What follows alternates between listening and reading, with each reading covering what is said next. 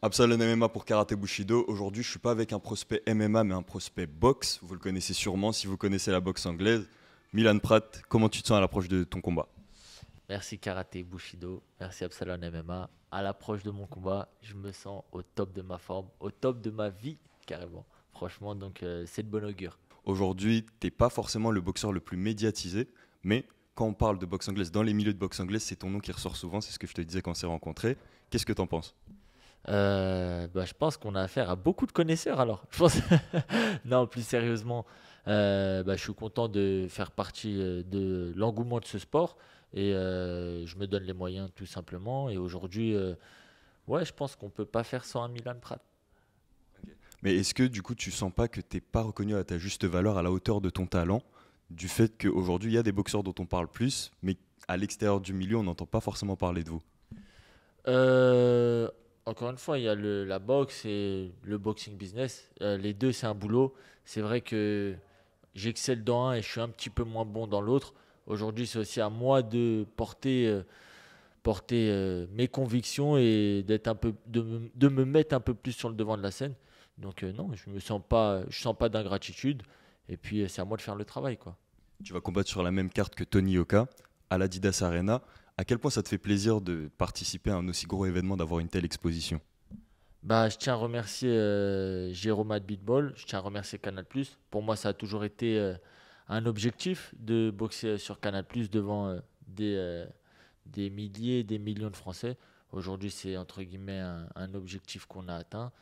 Et puis, il n'y a plus y a plus qu'à faire le spectacle.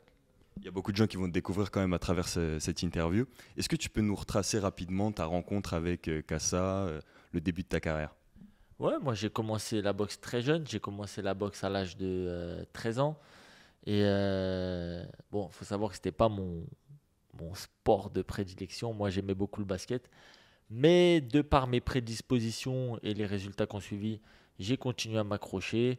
J'ai vite trouvé en Kassa un frère et aussi un mentor. Et puis de fil en aiguille, je suis rentré en équipe de France. J'ai fait toutes sortes d'échéances internationales. Je suis passé professionnel et puis aujourd'hui, on a ramassé des titres et des titres et on s'accroche pour aller à un championnat du monde.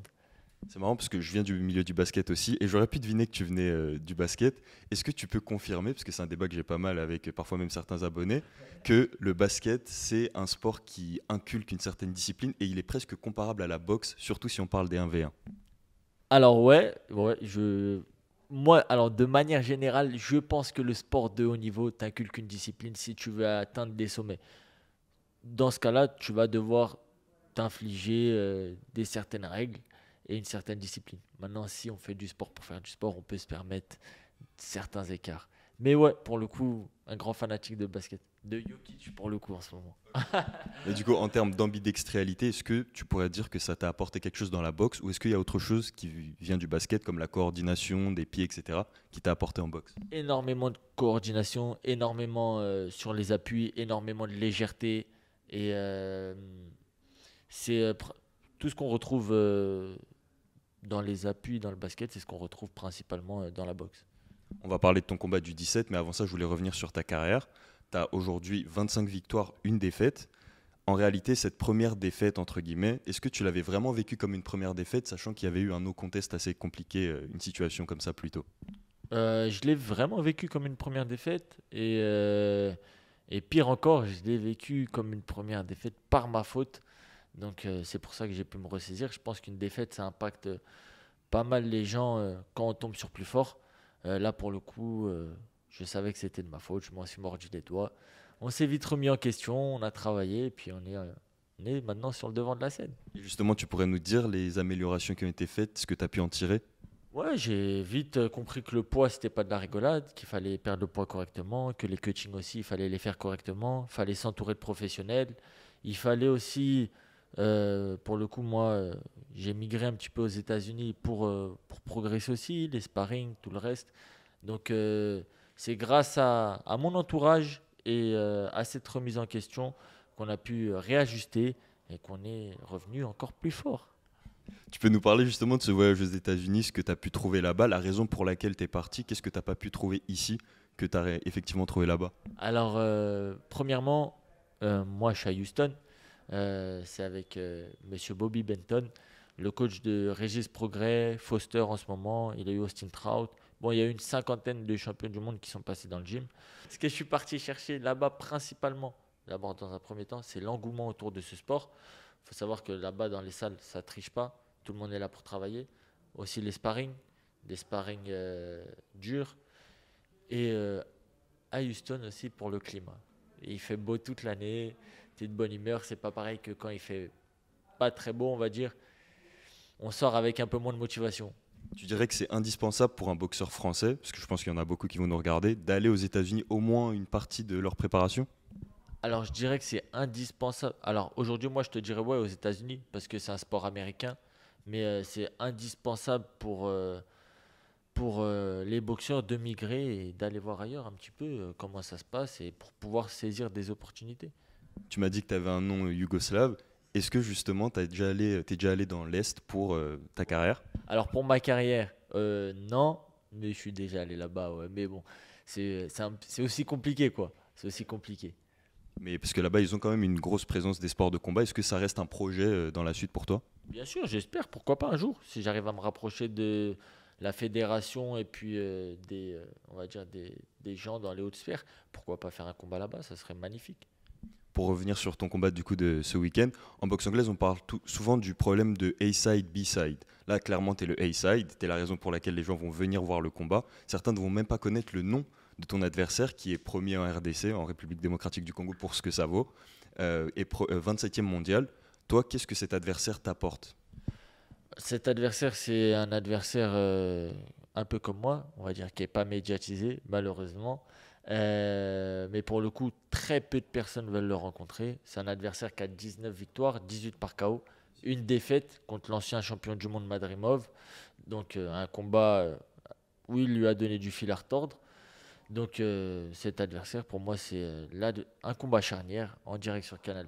C'est l'adversaire qui ferait que Prat Milan se montre aux yeux des Français. Beaucoup ont parlé de sa résilience, du fait qu'il a réussi à aller jusqu'à la décision dans ce combat-là. Qu'est-ce qui t'a particulièrement frappé dans cette performance-là? Alors, il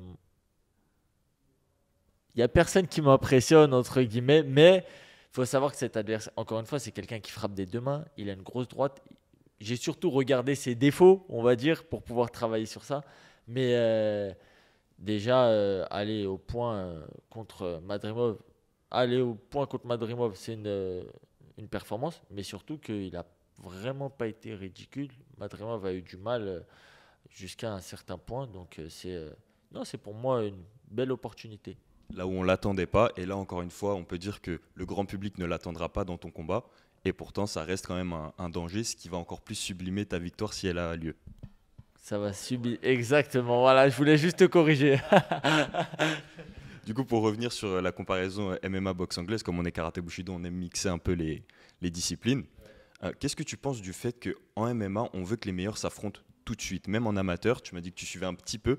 Même en amateur, on a des jeunes combattants qu'on met directement les uns contre les autres alors que c'est des potentiels superstars. Du coup, on éteint la hype d'un des deux. En boxe anglaise, on n'a pas trop ce souci-là. Tout le monde se construit un peu dans son coin et ensuite les superstars s'affrontent. Qu'est-ce que tu en penses? Moi, je pense que, bon, déjà en France, on se construit, ça se construit un petit peu moins à l'étranger. Mais je pense que c'est aussi un système d'organisation. Il faut savoir que euh, le MMA, ça fonctionne dans un système d'organisation. Donc, tu es au PFL, soit à l'UFC. Si l'UFC te dit tu rencontres lui, c'est comme ça et pas autrement. En France et dans la boxe, c'est un système de promoteurs. Chacun, il va essayer de défendre ses intérêts, il va essayer de mettre un peu d'argent dans sa poche, il va essayer de faire monter son boxeur.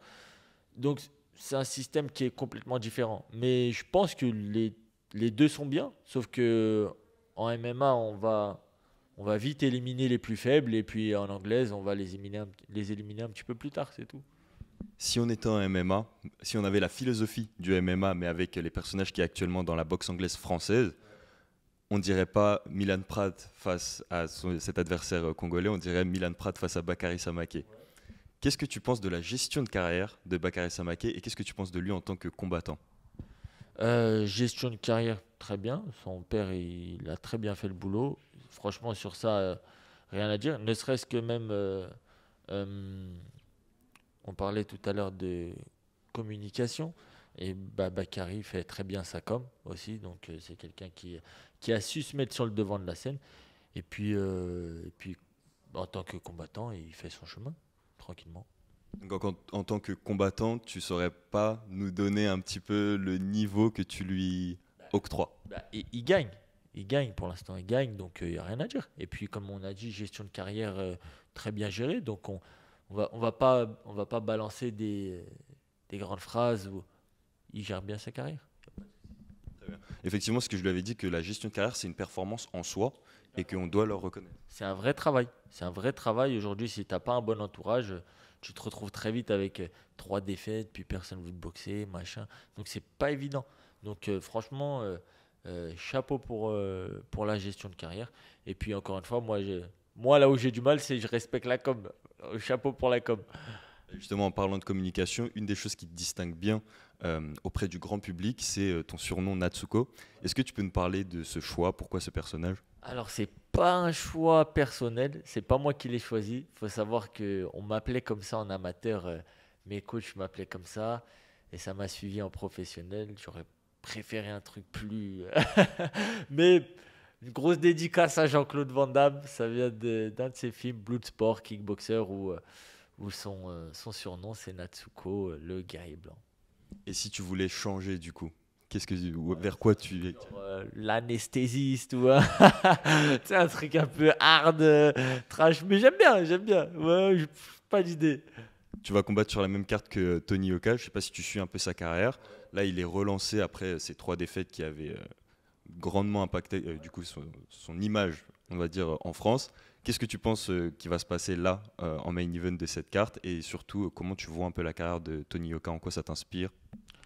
Non, Tony, il a déjà respect pour la carrière et aussi respect pour la carrière amateur. Il a été champion olympique, donc c'est pas donné à tout le monde. Il a eu voilà 3 défaites qui l'ont un peu impacté, certainement aussi psychologiquement, mentalement, qui l'ont impacté au grand public. Moi, je lui souhaite tout le meilleur, vraiment, hein, que ce combat soit pour lui une belle relance, qui fasse fermer des bouches, parce que c'est aussi ça, à charge de revanche, et puis que ce combat-là lui ouvre de plus belles opportunités. Qu'est-ce que tu pourrais nous annoncer dans ce combat-là à tous ceux qui vont te découvrir? Je sais qu'il y a des combattants qui aiment faire des pronostics, il y en a qui préfèrent pas faire de pronostics. En boxe anglaise, c'est un peu plus fréquent quand même. On parle de round. Qu'est-ce que tu peux nous annoncer? Non, moi je parle pas de round. Écoutez, ça va être du grand Milan Prat. Je suis parti 5 mois aux États-Unis. J'ai pas vu ma fille pendant 6 mois. Ça va être du grand Milan Prat. Les absents ont toujours tort. Il faut être présent. Maintenant, pour sûr, c'est du grand Natsuko. Voilà. Donc, soyez présents le 17 mai à l'Adidas Arena. Tu as mentionné ta fille. À quel point le fait de devenir papa a changé ta personne, et peut-être même t'a changé dans le ring? Moi, c'est pas évident parce que je suis divorcé avec la maman. Ça veut dire que c'était déjà, on va dire que bon, on la voit en tant que parent divorcé, mais donc et en plus de ça, pas être là, ça m'impacte surtout psychologiquement. C'est pas évident, et puis j'essaie de faire tous ces sacrifices pour pouvoir être tranquille plus tard et essayer de profiter avec. C'est un combat à l'extérieur comme à l'intérieur du ring finalement. Et c'est le plus dur des combats. Eh ben écoute, Milan Prat, merci beaucoup. J'espère qu'il y a pas mal de personnes qui t'auront découvert à travers cette interview. N'hésitez pas à aller regarder le combat du coup le 17 mai à l'Adidas Arena. Pour ceux qui peuvent être présents, c'est toujours mieux. Nous, on se retrouve sur Karaté Bushido Actu pour plus d'actu sur la boxe anglaise, le MMA, tous les sports de combat et d'autres interviews comme celui-là. Merci encore Milan Prat. À la prochaine.